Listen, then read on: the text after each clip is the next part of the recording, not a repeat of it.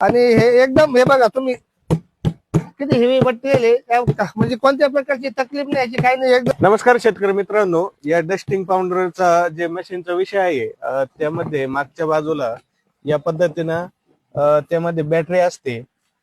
ती बॅटरी आपल्याला काम झाल्यानंतर काढून पण ठेवता येते आणि ज्यावेळेस आपल्याला डस्टिंग करायचं आहे त्यावेळेस आपण अशी इझिली बसू शकतो आणि त्यानंतर आपण ते चालू करू शकतो. मशीन वापरताना यामध्ये ऍडजस्ट करण्यासाठी बटन पण दिलेलं आहे. याचा स्पीड कमी जादा करू शकतो आपण.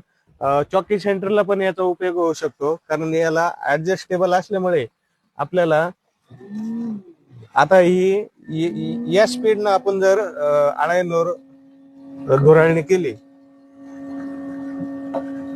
या पद्धतीने आळ्यांवर सेंटर मध्ये पण धुराळणी करता येऊ शकते या पद्धतीने स्लो मध्ये. तर या पद्धतीने आपण चॉकी सेंटर मध्ये पण याचा यूज करू शकतो.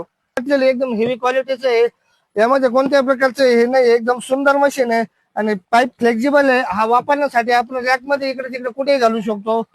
आणि अटकावण्यासाठी एक बटन आहे, एकदम बेल्ट आहे, पाठीला अटकावण्यासाठी एकदम सोपा असतात.